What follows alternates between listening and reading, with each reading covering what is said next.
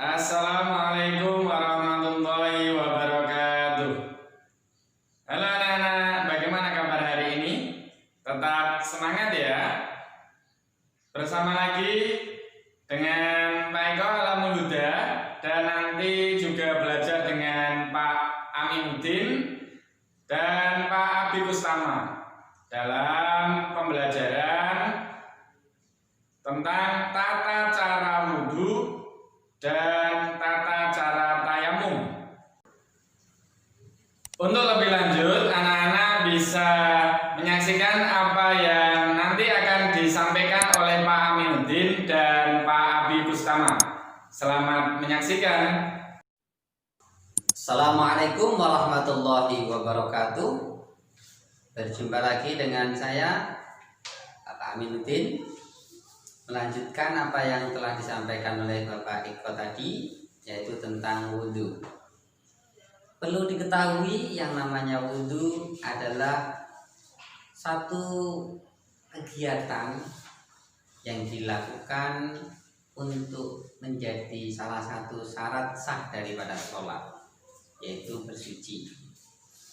Maka dalam wudhu ada yang namanya syarat, rukun, dan perkara yang membatalkan wudhu yang harus dijaga agar wudhunya terus melekat kita dalam keadaan suci. Maka kita mulai dengan syarat wudhu. Syarat-syarat wudhu ada 4. 1. Islam. Maka yang boleh berwudhu adalah orang yang beragama Islam atau baru masuk agama Islam. 2. Tamyiz atau mumayyiz, yaitu orang yang belum sampai baligh, anak, tapi sudah bisa membedakan mana yang baik dan mana yang buruk. Yang ketiga adalah menggunakan air yang suci dan mensucikan. Airnya bersih, tidak tercampur dengan perkara yang bisa merusak nama air itu sendiri. Itu namanya air suci mensucikan, ya, yang seperti biasa kita gunakan. Yang keempat adalah tidak ada perkara yang menghalangi air untuk masuk ke dalam kulit, atau bisa dikatakan manek. Manek itu sesuatu yang kalau kita tetesi air, maka airnya tidak meresap ke dalam. Bisa berupa cat, kemudian tip ek, terus mungkin lem yang tebal itu, balsem kalau masih yang tebal, tapi kalau sudah tipis, sudah hanya terasa dinginnya, itu tidak sampai menghalangi air. Itu syarat-syarat yang harus dipenuhi sebelum kita melakukan wudhu. Beranjak kepada rukun wudhu. Rukun wudhu ada perkara yang wajib dilakukan saat wudhu. Ada 6. Pertama, niat. Niat letaknya di dalam hati, bersamaan dengan membasuh basuhan pertama, yaitu muka. Jadi waktu kita membasuh muka pertama, itulah letaknya niat. Kalau misalnya niatnya ketika sudah sebagian basuhan, ya berarti itu dimulai dari awal. Jadi niat adalah awal pertama kali membasuh muka. Yang kedua adalah membasuh muka. 3. Membasuh kedua telapak tangan, mulai dari ujung jari sampai siku-siku. Dan siku-siku tidak bisa sempurna kecuali membasuh sebagian dari lengan. Maka membasuh lengan menjadi wajib. Harus dipastikan basuhannya sampai kepada lengan. Ini mohon maaf untuk yang lengannya agak besar, perlu sangat diperhatikan. Biasanya sering Pak Amin lihat itu bagian belakang sini tidak terbasuh dengan sempurna. Maka kita harus pastikan dengan lengan kita terasa kalau sudah membasuh semua bagian lengannya. Baru selesai. Yang keempat adalah mengusap sebagian kepala. Kepala batasannya itu yang tempat tumbuhnya rambut. Kalau orang dipotong itu rambutnya digundul gambar itu, nah itu kepala. Termasuk rambut, kalau masih di batasan kepala boleh untuk diusap hanya sebagian rambut, walaupun satu helai saja mencukupi. Tapi kalau misalnya rambutnya melebihi kepala, misalnya di depan sini, kalau kita usap sedikit ini belum mencukupi karena rambutnya tidak terletak di batasan kepala, gitu ya. Jelas? Yang kelima adalah membasuh kedua kaki ya. Kakinya dari ujung jari kaki sampai pada mata kaki. Nanti akan kita lebih jelasnya waktu praktek. Jadi betul-betul diperhatikan tumit bagian belakang. Biasanya kalau kita mengandalkan pancuran atau kita basuh, kok kita tidak pastikan bagian belakang ini kadang sering terlupakan. Mata kakinya, terutama mata kaki bagian belakang, nanti sejajar mata kakinya itu kena semuanya. Dan yang terakhir adalah tartib. Tartib itu urut dari awal sampai terakhir, tidak boleh dibolak-balik. Itu adalah rukun-rukun daripada wudhu. Sunnah wudhu sebenarnya ada banyak sekali, tapi yang memungkinkan untuk kita lakukan, yang sering kita lakukan, kita coba untuk ada 12. Yang pertama membaca basmalah. Membaca basmalah dulu, bismillahirrahmanirrahim, lalu membasuh kedua telapak tangan. Ya, bismillahirrahmanirrahim. Bersiwak, pakai siwak boleh, pakai perkara yang kasar juga boleh, atau pakai gosok gigi ya tidak apa-apa, dan seterusnya. Terus berkumur. Setelah berkumur, intisyak, memasukkan air ke dalam hidung.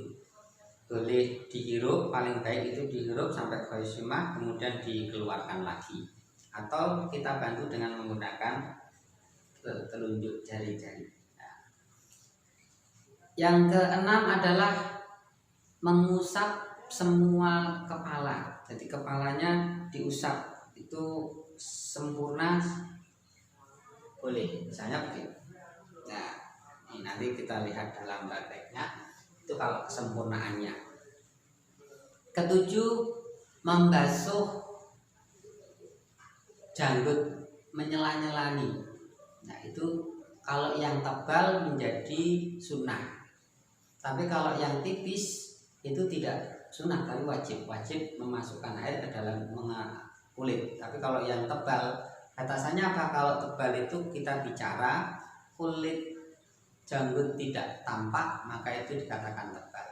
Kalau masih tampak, tipis misalnya janggutnya ada 10-20 pamin, masuk tebal nih ya. Tebal ini sunnah diinginkan. Nah, ketika waktu basuh muka, menyela-nyelani jari-jari tangan ataupun kaki. Ini boleh, ada beberapa cara. Atau kemudian menyela-nyelani jari kaki sama seperti tadi, atau mungkin dengan telunjuk kaki ke jari kelingking. Yang selanjutnya dilakukan semuanya 3 kali, sebanyak 3 kali. Sebanyak 3 kali. Yang ke-11 adalah mualah, urut secara beriringan, yaitu batasannya sebelum basuhan yang pertama kering, membasuh basuhan yang selanjutnya. Sebenarnya kan boleh misalnya setelah wudhu muka terus ditinggal lari-lari dulu, ya tidak apa-apa, tapi tidak mendapat kesunahan mualah. Yang terakhir adalah doa wudhu, nanti akan dibacakan pada saat wudhu. Itu sunnah dan juga rukun. Sekarang perkara yang membatalkan wudhu. Perkara yang membatalkan wudhu ada 4. Pertama, keluarnya sesuatu dari dalam depan dan belakang, walaupun itu bentuknya berupa angin, yaitu kentut misalnya, baik cair, keras, bentuknya itu misalnya emas dan seterusnya, tetap saja membatalkan wudhu, kecuali air sperma, itu tidak batal. Yang kedua, hilangnya akal. Hilangnya akal bisa disebabkan tidur ataupun gila atau epilepsi. Ketiga, bersentuhan kulit antara laki-laki dan perempuan yang sudah mencapai usia balik ataupun misalnya lawan jenisnya, termasuk yang membuat hati itu berdesir saking cantiknya atau saking gantengnya, sama saja. Menyentuh kelamin bagian kolongannya dengan menggunakan telapak tangan. Telapak tangan itu yang putih itu. Jadi kalau dicanggupkan ini namanya telapak tangan. Kalau menyentuhnya pakai sini atau tersentuh maka tidak batal. Tapi kalau yang telapak tangan menjadi batal. Terima kasih. Itulah syarat, rukun, sunnah, dan perkara yang membatalkan wudhu. Untuk lebih jelasnya kita saksikan bersama tata cara wudhu yang baik dan benar sesuai dengan syariat yang dianjurkan yang akan dipraktekkan oleh Bapak Eko Alam Huda. Selamat menyaksikan dari Pak Amin. Wassalamualaikum warahmatullahi wabarakatuh.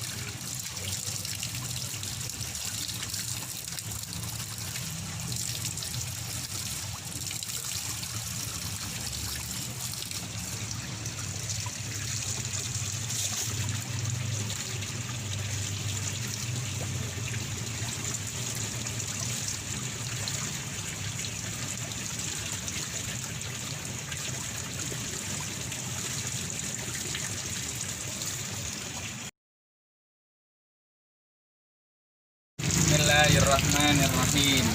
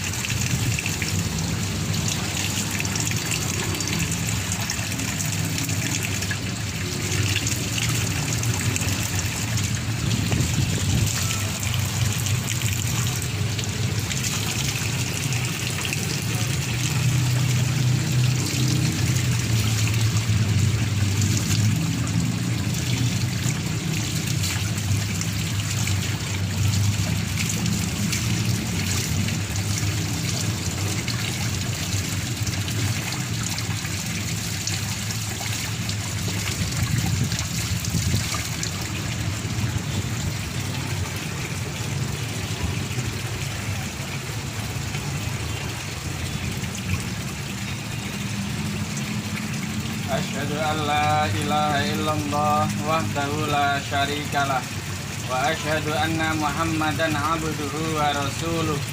Allahumma ja'alni minat tawwabin waj'alni minal mutatahhirin waj'alni min ibadikas sholihin. Jadi, Assalamualaikum warahmatullahi wabarakatuh. Halo anak semuanya, selamat pagi, sehat walafiat ya. Bersama Pak Abi di sini. Tadi sudah sampaikan bersama dengan Pak Ikral Huda dan Pak Aminuddin. Sekarang sama Pak Abi kita belajar bersama terkait dengan tayamum. Umumnya bersuci dari hadas untuk mengerjakan sholat fardu atau ibadah yang ini dapat kita lakukan dengan berwudu, yaitu dengan menggunakan air. Namun pertanyaannya, bagaimana ketika kita tidak mendapatkan air untuk berwudu? Untuk itu dalam Islam kita dapat rukhsah, yaitu mengganti wudu dengan bertayamum. Apa itu tayamum Pak Abi? Yaitu tayamum, sekali lagi semuanya, tayamum adalah mengganti air dengan debu. Adapun alasan, yaitu ada 4 alasan kita diperbolehkannya untuk tayamum. Yang pertama adalah ketiadaan air, yang artinya tidak terdapat air baik saat kasat mata maupun syarab.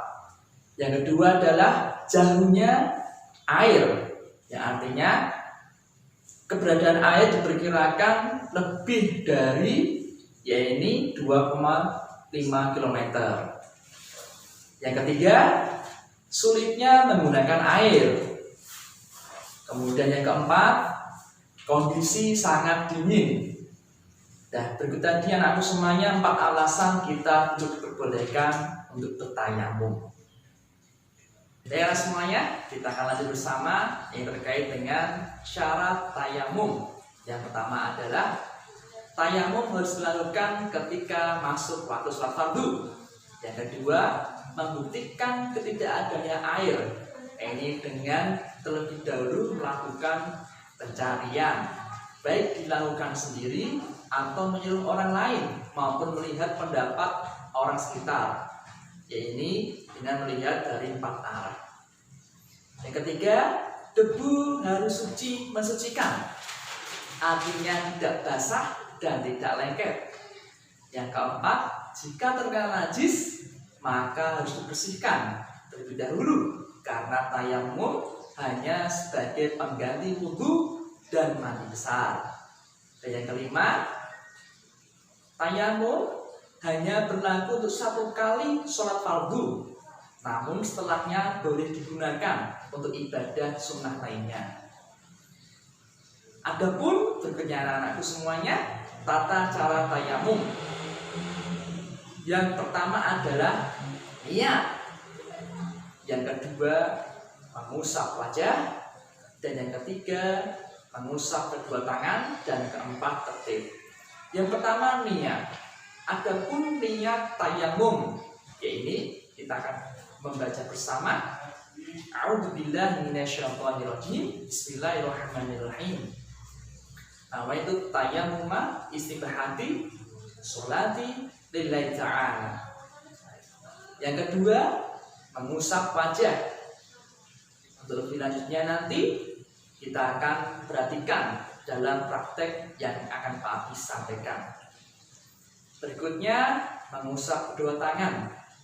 Nanti juga kalian perhatikan ketika kalian amati ketika Pak Abi melaksanakan praktek. Dan yang keempat, tertib, artinya berurutan. Demikian anak semuanya. Selanjutnya, marilah anak semuanya perhatikan praktek atau tata cara tayamum yang baik dan benar sesuai dengan syariat Islam. Selamat menyaksikan dan belajar. Bismillahirrahmanirrahim. Bahwa itu tayamum istibahati sholati lillahi ta'ala.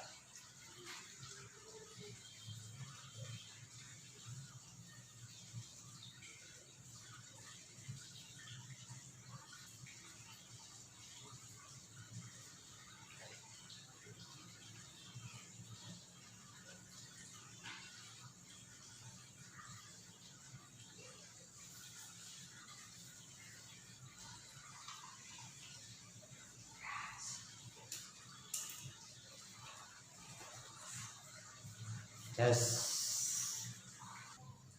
Nah, anak-anak, demikian pembelajaran tentang tata cara wudhu dan tata cara tayamum. Semoga anak-anak bisa memperhatikan dengan baik apa yang sudah disampaikan oleh Pak Eko, Pak Amin, dan Pak Abi Kustama. Kemudian dipraktekkan dalam ibadah kalian sehari-hari. Semoga ibadah kita dapat diterima oleh Allah Subhanahu wa Ta'ala. Amin. Terima kasih. Sekian. Wassalamualaikum warahmatullahi wabarakatuh. Sampai jumpa.